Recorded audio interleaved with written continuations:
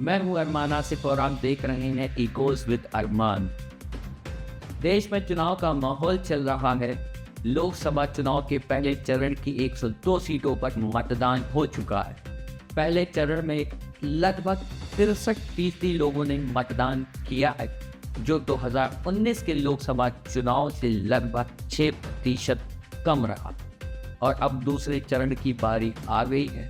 इस चरण के लिए 12 राज्यों की 88 सीट पर मतदान आने वाले 26 अप्रैल को होगा।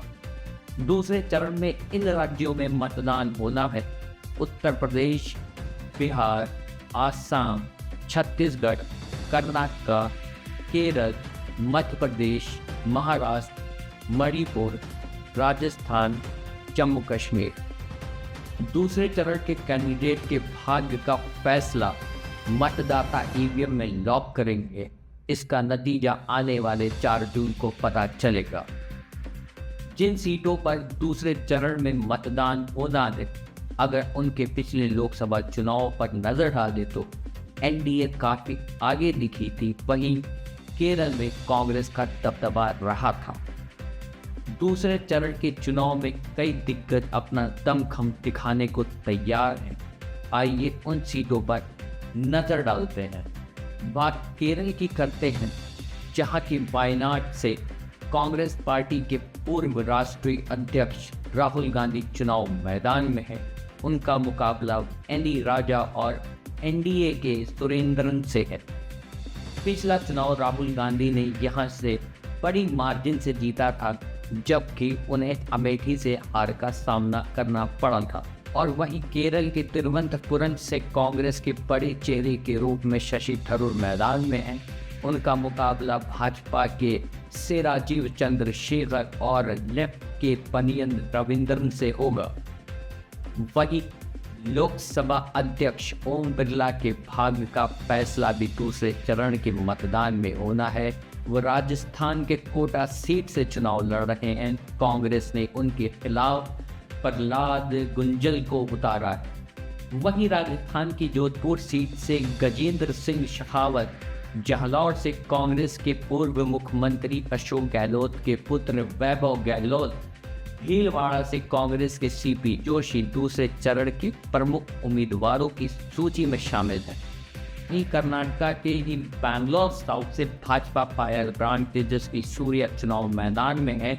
उनका सीधा मुकाबला कांग्रेस पार्टी के सौम्या रेड्डी से होगा।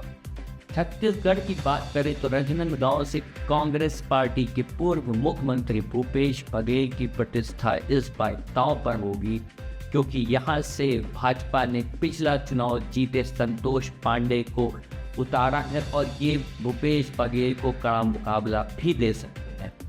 देश के सबसे बड़े प्रदेश उत्तर प्रदेश, जिसके बारे में कहा जाता है कि केंद्र का रास्ता इसी प्रदेश से होकर जाता है।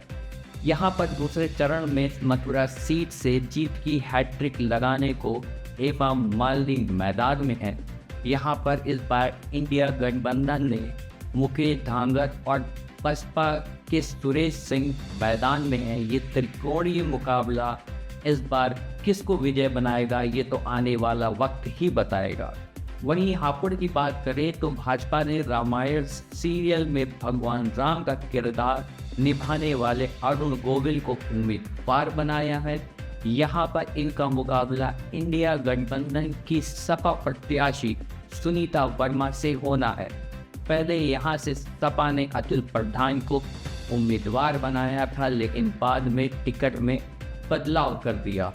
और वहीं अगर हम अमरोहा की बात करें तो कांग्रेस पार्टी ने बसपा छोड़कर आए दानिश अली को अपना उम्मीदवार बनाया है। बिहार की पूर्णिया सीट से पप्पू यादव अपनी पार्टी का कांग्रेस में विलय कर टिकट की उम्मीद लगाए बैठे थे, लेकिन सीट आरजेडी के खाते में चली गई।